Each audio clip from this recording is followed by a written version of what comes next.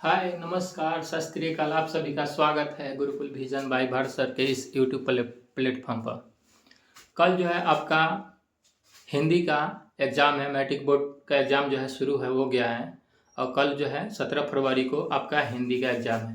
तो हिंदी के एग्ज़ाम में किन किन चीज़ों को सावधानियाँ बरतना है, कैसे क्या करना है, इन सभी चीज़ों को आज हम बताने वाले हैं सिर्फ 5 मिनट में। ठीक है, तो वीडियो में बने रहिए और लास्ट तक देखिए। लास्ट में जो है बताएंगे कैसे क्या करना है एग्जाम के लिए विशेष। तो यहाँ पे हिंदी के परीक्षा में जो सबसे ज़्यादा इम्पोर्टेंट है सब्जेक्टिव। ऑब्जेक्टिव आपका लगभग तैयार है। 50 में 50 या 50 में 40, 45, 48 तक जो है मार सकते हैं। तो सब्जेक्टिव की तैयारी कैसे करें, इन सभी चीज़ों को फोकस करना है। सब्जेक्टिव में कौन कैसे प्रश्न होता है, कैसे लिखेंगे, इसको देखेंगे। जैसे यहाँ पे पहला उसमें क्वेश्चन रहेगा सब्जेक्टिव में गद्यांश। गद्यांश 2 गद्यांश बनाना है।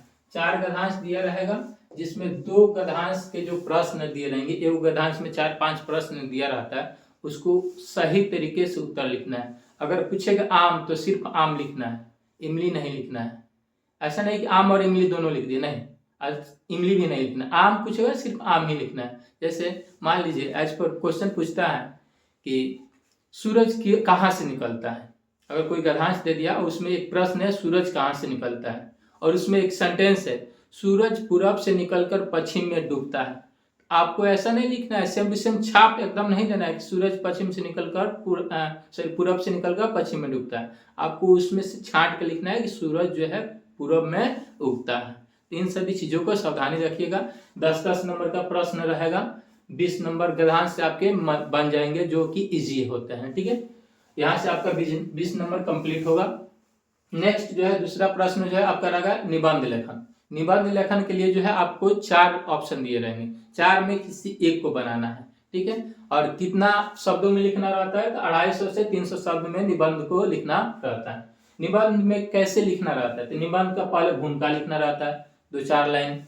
उसके बाद जो टॉपिक रहेगा उसका महत्व पूछेगा, उसका लाभ हानि पूछ सकता है, एक और भी पॉइंट जोड़ सकता है, आवश्यकता या कुछ भी, और लास्ट में उसका उपसंहार या निष्कर्ष को लिखना रहता है। 2-4 लाइन में जो है इसको भी लिखना रहता है। मतलब कि निबंध को, टोटल निबंध को 250 से 300 शब्दों में लिखना है।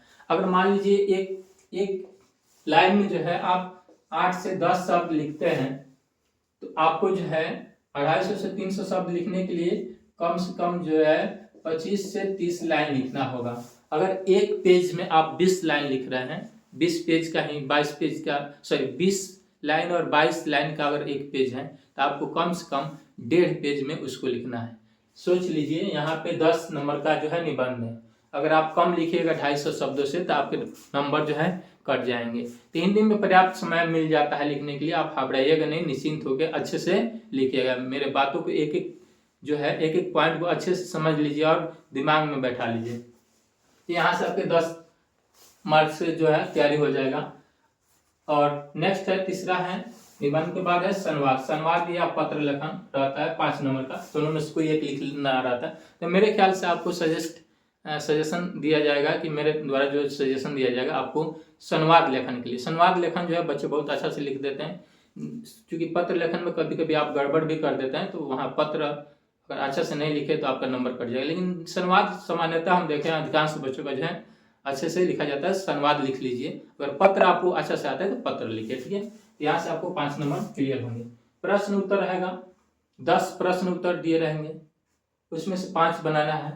5 बनाना है तो यहाँ पे आपको कितने क्लियर होंगे, सॉरी प्रश्न उत्तर जो है यहाँ से प्रश्न उत्तर जो है आपको 5 बनाइएगा तो 5 गुना 10 नंबर मिलेगा। ठीक है, 10 में से 5 बनाना रहेगा। दुगुना प्रश्नों की संख्या रहेगी, आधा बनाना है। सब्जेक्टिव में तो सभी में ऐसे ही होता है। तो 10 नंबर यहाँ से क्लियर हो जाएंगे, कोई इसमें जो है हड़बड़ी नहीं है। पॉइंट टू पॉइंट आंसर दीजिएगा।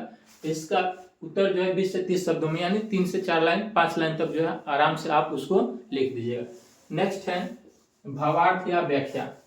कोई गद्य खंड का है, कोई पद गद्य खंड का कोई छोटा सा जो है क्लिप दे देगा, समझिए जैसे आप लोग वीडियो में क्लिप देखते हैं वैसा, या पद का कोई छोटा सा भाग दे देगा, उसका जो है व्याख्या करना है। क्योंकि 5 नंबर का है तो लगभग 50 शब्दों में व्याख्या कीजिए। 50-60 शब्दों में अच्छा से व्याख्या कर दीजिए, ताकि जो है आपको पूरा का पूरा नंबर मिल जाएगा। तो ऐसे जो है आपका जो है 50 नंबर क्लियर हो जाएगा। हाँ, वीडियो के अंत तक बने रहिए, क्योंकि इस समय जो है 16 फरवरी को हम वीडियो बना रहे हैं। आज जो है रात तक 12 बजे तक, 11-12 बजे तक आप जो है अच्छे से पढ़ लीजिए। सिर्फ सब्जेक्टिव पर ही फोकस कीजिए। ऑब्जेक्टिव को थोड़ा सा रिवीजन करना होगा, रिवीजन कर लीजिएगा, बस उसको छोड़ दीजिएगा। सब्जेक्टिव को अच्छा से क्लियर करके जाइए, और सुबह हमें फिर जगह 4 से 5 बजे, और फिर उसके बाद जो है सब्जेक्टिव को देखिए, समय निकाल के आधा 1 घंटा जो है जो ऑब्जेक्टिव के मेन टॉपिक है उसको देख लीजिए, मेन जो है उसको क्लियर कर लीजिए। कम से कम 4 से 5 घंटा आप जो है नींद लीजिए। घबराने की कोई आवश्यकता नहीं है, घबराइएगा तो सब कहानी जो है गड़बड़ हो जाएगा, रिजल्ट आपका जो है बहुत चौपट हो जाएगा। क्योंकि फर्स्ट सिटिंग जो है 9:30 से 12:45 है, एंट्री 9 बजे तक होगा। एंट्री 9 बजे तक होगा, तो आप जो है 8:30 तक एग्जाम सेंटर पर पहुंचने के लिए पूरा कोशिश कीजिए, पहुंच जाइए। लेटेस्ट जो है 8:50 तक जो है पहुंच जाइए, और समय जो है आप उसमें एंट्री कर लीजिए, क्योंकि लेट कीजिएगा तो आपको बहुत ही दिक्कत होगा। तीन सभी बातों को ध्यान दीजिए, ठीक है। सेकंड सिटिंग जो है 2 से 5 है, तो 2 से 5 है, तो यहाँ पे जो है 1:30 बजे तक एंट्री हुआ, तो आप 1 बजे तक जो है यहाँ पे पहुंच जाइए।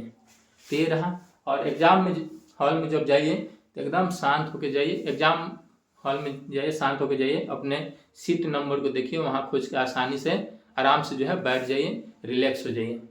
उसके बाद जो है आप जो है चिट पुर्जा नहीं लेके जाएं, क्योंकि प्रशासन का जो है पूरा पहले ही से ऑर्डर है कि किसी भी तरह का कागजात होगा तो उसको बख्शा नहीं जाएगा। तो चिट के भरोसे नहीं जाना है, आराम से जाना है, ईमानदारी से लिखना है, अच्छे से लिख के जो है अच्छे से सुंदर और सजा के जो है उसको लिखना है। जो मेन पॉइंट होगा उसको अंडरलाइन कर लीजिएगा। इन सभी बातों को ख्याल रखिए। अपना सभी जो है प्रश्न बनाने के बाद ही किसी को समय मिले तो हेल्प कीजिए, नहीं तो नहीं कीजिए। किसी से झगड़ा भी नहीं करना, ना जाते समय, ना आते समय, ना एग्जाम हॉल में। अपना जो है धैर्य बना कर रखना है, पेशेंस बना कर रखना है, ईमानदारी से लिखना है। ये सभी चीज़ें जो है आपके लिए जो है आपको पहले ही बता दिया गया है, नहीं तो आपको जो है भविष्य में नुकसान भी हो जाएगा। एग्जाम से लौटिए तो आप क्वेश्चन पर चर्चा मत कीजिए, आप उसको रख दीजिए। एग्जाम जब पूरा फाइनल हो जाएगा तब जो है उस पर चर्चा कीजिएगा। फिर नेक्स्ट जो एग्जाम है 18 फरवरी को, जैसे शायद मैथ है, तो मैथ का जो है अच्छा से तैयारी कीजिए, रिवीजन कीजिए, प्रैक्टिस कीजिए, ठीक है। धन्यवाद।